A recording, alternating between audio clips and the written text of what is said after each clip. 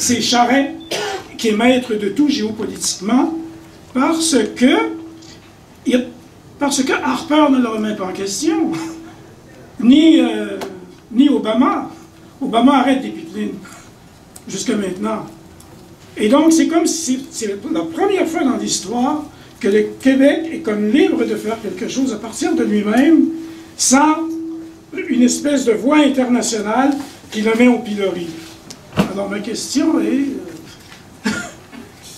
c'est quoi le plan sud? Daniel Salé. Oh mon Dieu, c'était pas si.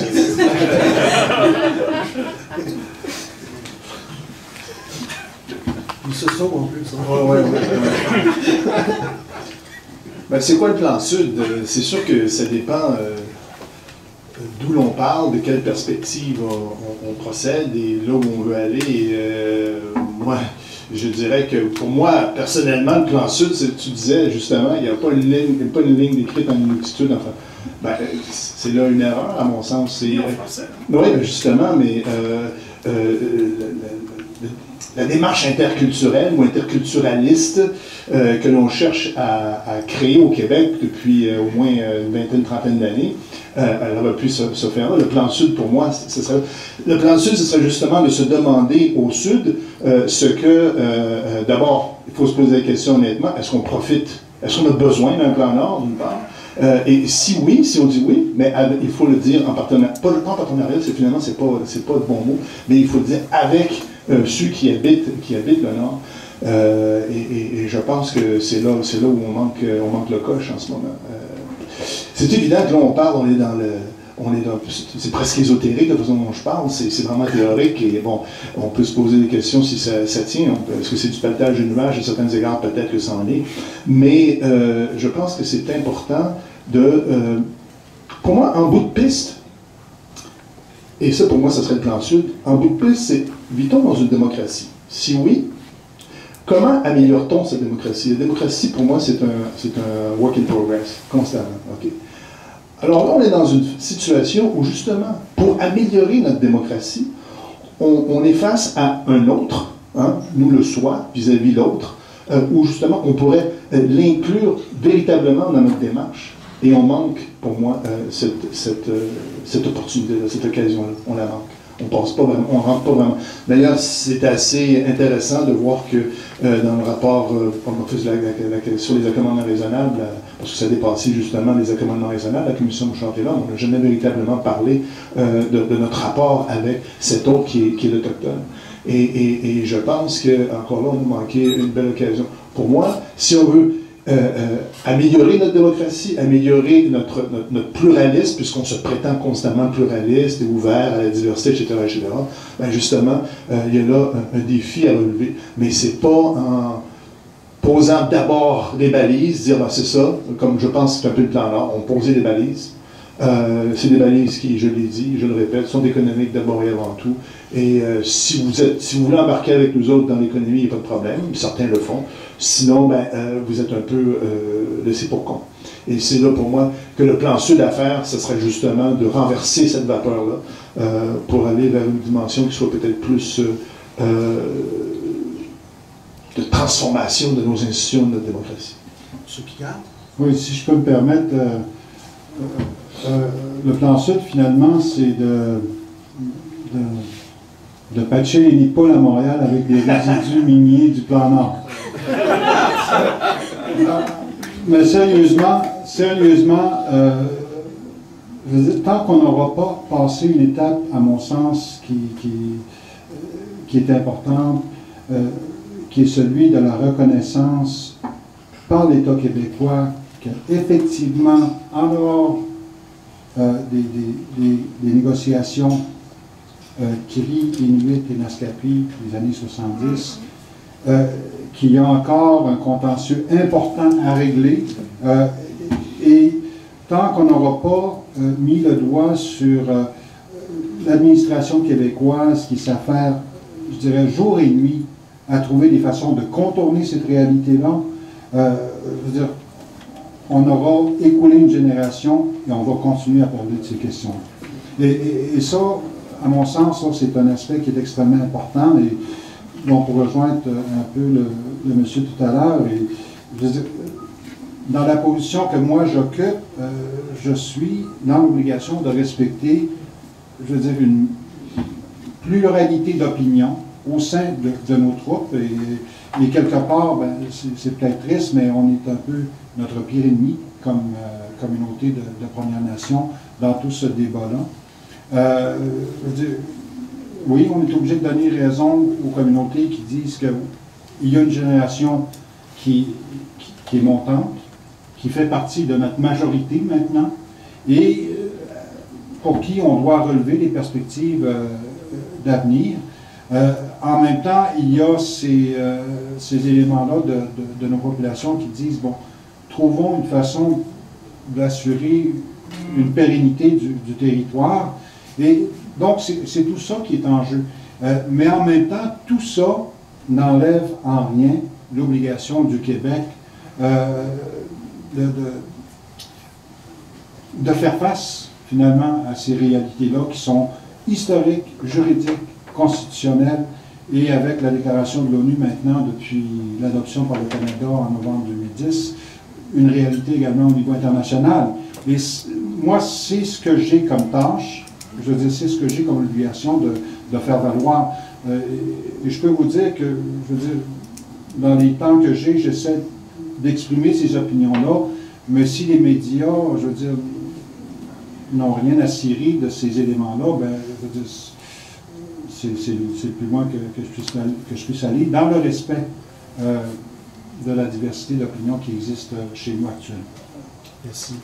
Nous allons bientôt devoir fermer les portes. Je crois que ça ferme à 21h. Voilà. Il est quelle heure là? Il est 35. Moi, je crois qu'il y a 4 ou 5 intervenants. Si on arrive à poser des questions, et puis voilà. Alors, madame. Oui. Claire Durand, sociologue quantitativiste, ça existe encore. Vous êtes la bienvenue, madame. un peu... bon, moi, je pense que la question de devons-nous avoir un plan Nord, elle ne se pose pas parce que je pense que le plan Nord, c'est d'abord un plan de marketing sur un développement et une volonté de développement de compagnies qui s'en vont là de toute façon, premièrement. Donc, je pense que le Nord va se développer. Et que comme sociologue, on a un nombre important de questions à se poser et qu'on reste enfermé à Montréal ou à Québec. Mais c'est rare qu'on va en haut de ça. Puis les questions à se poser, c'est des questions comme anecdote. Je reçois un appel de quelqu'un d'un média à cette île qui dit on veut faire un sondage sur la question du développement de la mine d'uranium. J'ai dit est-ce que vous interviewez aussi les gens de Maliotenam? Ah, non. Ils sont dans la ville, tu sais, je veux dire, et il y a encore une espèce d'apartheid absolument incroyable. Par ailleurs, je vais, tous mes étés, je me retrouve toujours dans une communauté autochtone, Esipit, Mastoyatch, Mingan, etc. Et on voit bien des communautés comme Esipit qui se développent très très bien. On voit bien que tout ce qu'on entend sur les problèmes sociaux immenses de toutes les Premières Nations, qu'à Esipit, à Mastoyatch, le monde a l'air de trouver que la vie va bien finalement.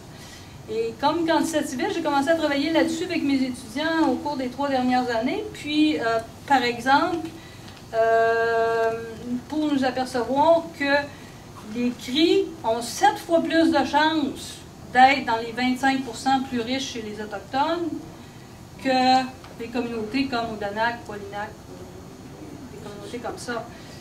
Et donc, je veux bien qu'on dise, c'est pas tout le développement économique, mais j'ai jamais rencontré personnellement un Africain qui me dit qu'il veut pas ça, le développement économique. Et je pense pas qu'on rencontre beaucoup d'Autochtones qui disent aussi, je veux rester pauvre. Et c'est... En même temps, on est en train de faire dans le Nord des villes pour les Blancs où il n'y a pas de cimetière. Puis c'est les seules villes où il n'y a pas de cimetière. Fait que comment est-ce qu'on peut parler du même territoire si les Blancs construisent des villes où il n'y a pas de cimetière, puis les seuls qui vont mourir là, c'est les Autochtones? poser des questions comme ça. Si c'est le même territoire, puis ce qui se passe en ce moment, c'est j'entends des amis en Gaspésie un peu partout qui disent « Hey, on s'en va dans le Nord. Il y a de l'emploi, etc. » On va doubler, on va tripler Fermont. On va re-remplir Shefferville. Il faut se poser la question de comment ce territoire-là va être occupé par les deux peuples, dans le respect des deux peuples et particulièrement dans le respect des Premières Nations, parce qu'on s'entend, il y a 20 fois plus de chances, si vous êtes membre d'une Première Nation résidant dans une réserve, vous avez 20 fois plus de chances de vivre dans un logement surpeuplé. 20 fois plus. C'est absolument inacceptable. Donc, moi, je fais des chiffres, et en passant, Statistique Canada est incapable de dire combien il y a d'Indiens inscrits. Dans une enquête, il y en a 40% de plus que dans l'autre enquête. Fait qu'on ne sait pas qu'est-ce qu'on s'en va faire là, on ne sait pas qu'est-ce qu'on veut faire avec les Blancs qui vont aller là, puis on ne sait pas non plus combien il y a de monde. Fait qu'on commence mal, mais il va falloir... moi, je trouve que c'est non productif de dire est-ce qu'on devrait développer le Nord, mais il faut absolument qu'on soit capable de gérer ce qui s'en vient. Merci. Monsieur. Bonsoir, mon nom est Pierre Trudel. Un peu dans la même lignée, je vois le plan Nord comme un cadre et un plan de quelque chose qui se fait un peu déjà, qui va se faire peut-être de toute façon, quand on regarde un peu à l'échelle de la planète, le développement qui se fait en vue de contenter les minières. Donc c'est un peu quelque chose qui va se faire peut-être de toute façon. La véritable question, c'est comment ça va se faire.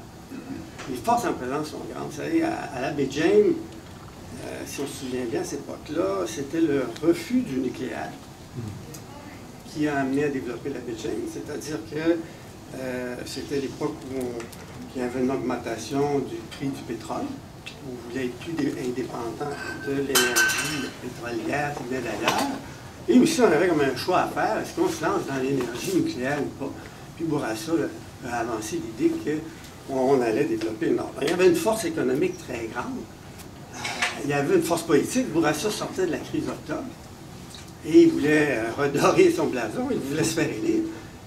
Bon, présentement, Charest est très bon dans les sondages. Il doit aller chercher des votes chez les francophones. Sinon, il ne passe pas. Donc, l'esprit du coureur des bois, là, qui va aller travailler dans le Grand Nord, là, il va essayer de réveiller ça avec son plan Nord pour être élu, comme Bourassa faisait avec la conquête du Nord. Puis là, ben, c'est pas le refus du nucléaire, ben, quoique directement, c'est toujours le nucléaire, c'est très juste qu'il y a un enjeu important qui est l'uranium dans le Nord, c'est très très juste qui a été souligné. Mais là, c'est les minières de Chine, partout. Et les forces économiques sont très grandes, les forces politiques sont grandes. Je ne pense pas même que les partis d'opposition, le Parti québécois est contre. La véritable question, c'est le comment. Le comment, est-ce que ça va respecter les principes de précaution dans le terme environnemental, d'accord avec les Autochtones? Puis je pense que nous, on devrait vraiment cerner ça sur comment ça se fait, si on peut influencer ça. Et bien tant mieux. Il y a un enjeu absolument important aussi qu'il faut surveiller. L'uranium ici, je voyais Charest l'autre fois dire qu'il allait construire des barrages hydroélectriques pour envoyer de l'énergie au nord, au sud, pour alimenter des minières. Je ne sais pas si, il disait ça aux nouvelles à Céline Galipo, là. Je ne sais pas si les Québécois sont conscients de ce qu'il disait, là. Construire des barrages pour alimenter une industrie qui peut fermer les portes 10 ans plus tard, là, c'est aberrant. Là. Donc, il faut surveiller vraiment. La moitié des 80 milliards, c'est des barrages hydroélectriques. La moitié. 42 milliards, c'est des barrages hydroélectriques. Et manifestement, ça va être pour alimenter les minières. Mais il faut penser plus loin. Donc, il faut surveiller vraiment la logique de ce développement-là. Moi, j'ai une question à M. Moukache sur le comment. Et puis, ça nous intéresse directement, nous, dans le Sud. Qu'est-ce que vous voulez dire par graisser la patte? Ah oui, qu'est-ce que vous voulez dire? Moi, j'aimerais bien ça, je suis un citoyen. Et puis, il y a des ententes dans le Nord. Puis, il y a de l'argent qui circule. Puis, il y a des gens qui ont besoin de job.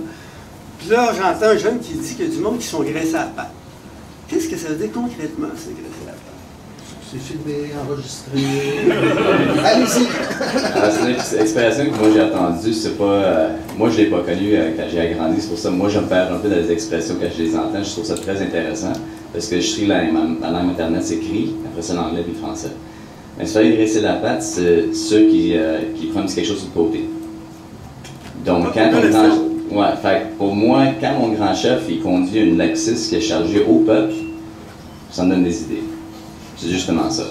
Quand on a un grand chef qui a des intérêts minières, quand le Québec est dans la tête Moses, dans l'actualité, l'homme de l'année pour sa paix des braves, moi je vois des pattes pleines de gras.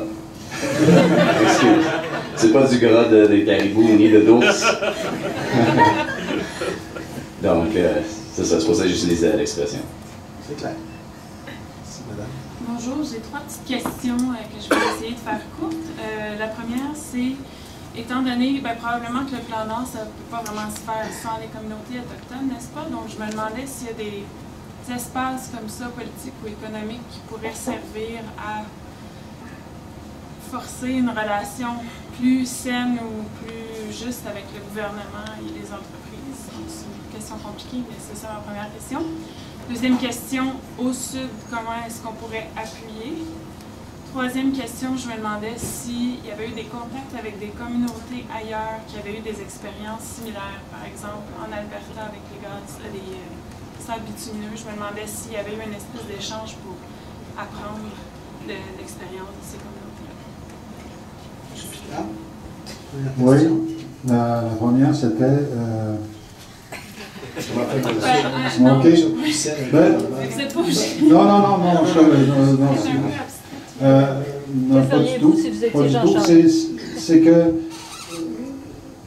je pense que tant qu'on n'aura pas passé à l'étape où il y a vraiment une discussion d'égal à égal, comme le prétendent les gouvernements, je veux dire, on va constamment se buter à une mise en doute et une remise en question de notre part sur la bonne foi qui est exprimée par la partie, par l'autre partie finalement.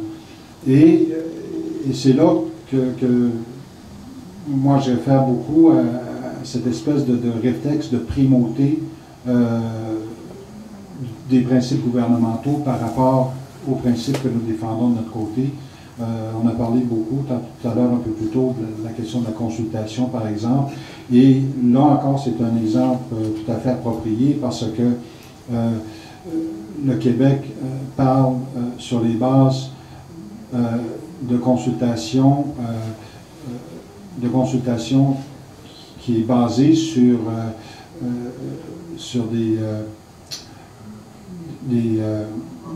un guide intérimaire, finalement, qui remonte, je pense, à 2007. Et c'est toujours ce guide-là qui fait office aujourd'hui pour la consultation avec les communautés autochtones. Je veux dire, guide intérimaire après 5 ans, l'intérimaire, tu peux l'enlever. C'est le guide pour le gouvernement du Québec. Et là encore, nous, on a fait des représentations pour dire, OK, on a déposé, je veux dire, on a recherché, fait les recherches nécessaires pour se doter d'un protocole de consultation appuyé par l'ensemble des communautés en disant au Québec, voici, nous, notre opinion sur la question. Et tout ce qu'on a entendu dire à travers 2 ou 3 représentants, c'est que c'est exagéré, c'est un droit de veto. Ben, si c'est ça, dis-le. Je veux dire, on a déposé des dizaines et des dizaines de copies au niveau du gouvernement du Québec, aucune réponse officielle. Et ça, c'est depuis 2004. Donc, je veux dire, les bras nous pendent.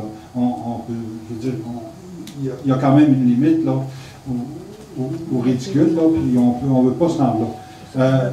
L'autre question, c'était sur... Comment appuyer au sud? Comment appuyer au sud? Ben, on organise notre propre conférence sur le plan Nord à Québec en début mai.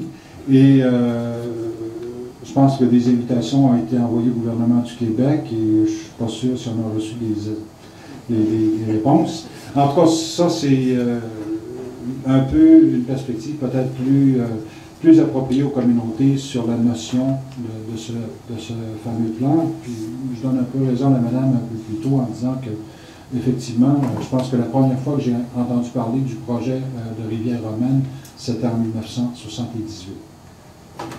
D'autres questions? Il y avait la troisième question où vous faisiez référence au sable bitumineux et à l'Alberta, c'est-à-dire qu'il y a certainement des modes de résistance et puis aussi de rapport à l'État qui divergent selon les territoires et les provinces au Canada. Alors, peut-être que je demanderai à Daniel Salé. C'est parce que le problème, c'est que cette question-là, elle n'est pas si simple que ça, même si elle a l'air simple, elle n'est pas simple, pour la simple et unique raison que oui, il y a des communautés. Vous demandez s'il y a des communautés où ça va mieux. Il y a plein d'exemples de communautés. J'ai demandé s'il y avait eu un échange entre les communautés qui vivent ce type de situation-là en Alberta, en ce moment, d'accord. et les communautés qui se font face à ça au Québec aujourd'hui, puis s'il y avait moyen d'apprendre de l'expérience des autres en termes de stratégie. Oui, il y a certainement des communautés où il y a sans doute des échanges, je ne sais pas, Justin Picard est peut-être la meilleure personne pour répondre à ça. Il reste que, ce que je voulais dire, c'est que ce n'est pas nécessairement si simple dans ce sens que, oui, il y a des communautés qui ont bien géré, par exemple, les assauts, les sièges, et qui s'en sont tirés très bien, dans le fond.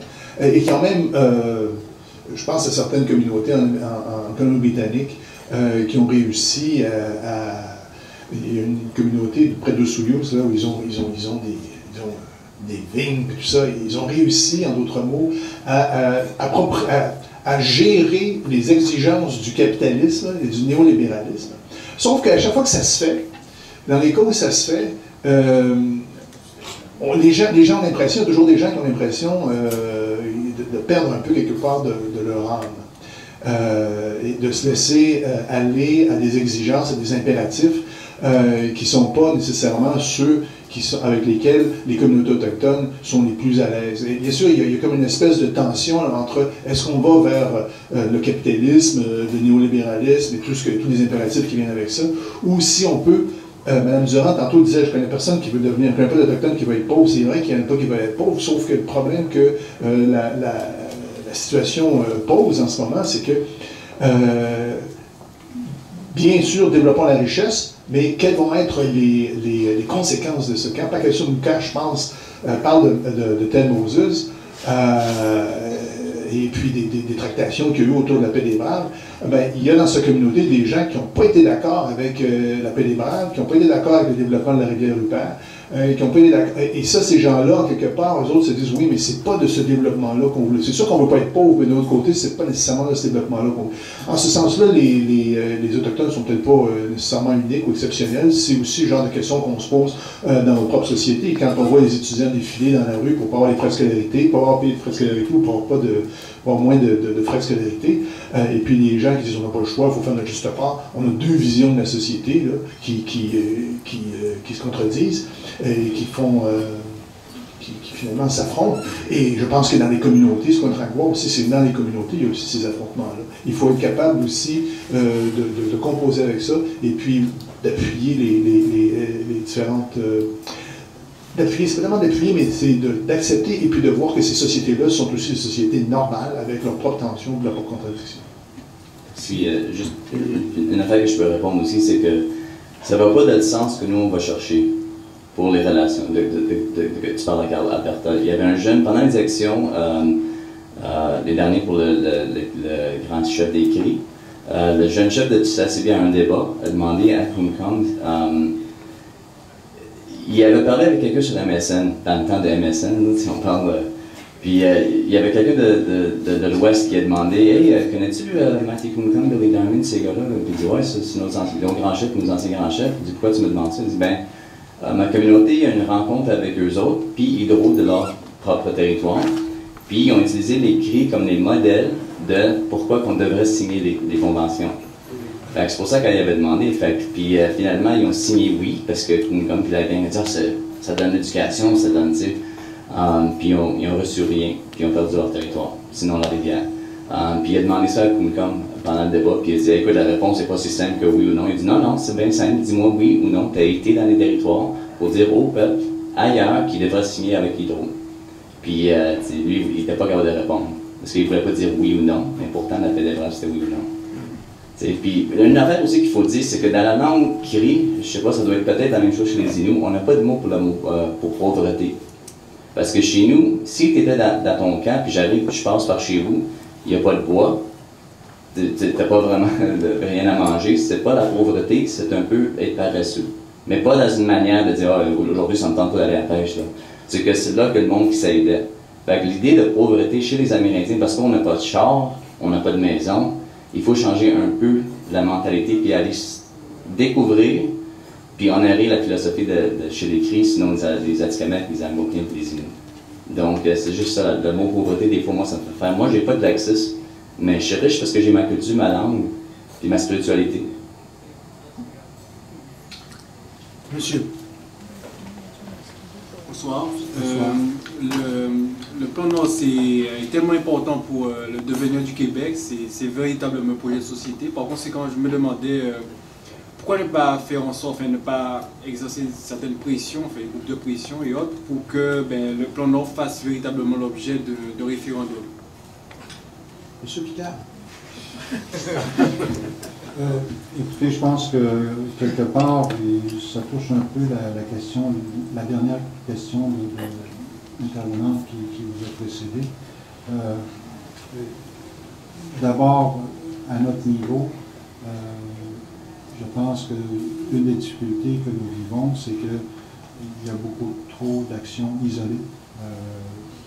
On parlait des sables bitumineux, puis effectivement, il y a des contacts, mais des contacts qui ne se rendent pas aussi loin que d'envisager, par exemple, des actions communes. Et il y a la question de l'engagement aussi des communautés. Et, on faisait référence un peu plus tôt à la démarche chez les Cris qui précédait l'appel des Braves et qui est peut-être un peu le résultat, je veux dire, qui a donné un peu l'appel des Braves comme résultat, je veux dire, l'Odayak vers New York. Ça prend des efforts qui sont soutenus. Et ça prend aussi, je veux dire, une base d'information qui soit appréciable du côté des populations. Et heureusement, les moyens dont on disposait à l'époque des premières négociations de la Beijing, je me souviens, où les négociateurs voyageaient d'une communauté à l'autre avec des espèces de cartes qui étaient installées sur des tables de ping-pong. Ça a été la forme de consultation. Aujourd'hui, la consultation, on la voit tous les jours sur les réseaux sociaux, entre les communautés, entre les jeunes, donc des citoyens qui se partagent l'information.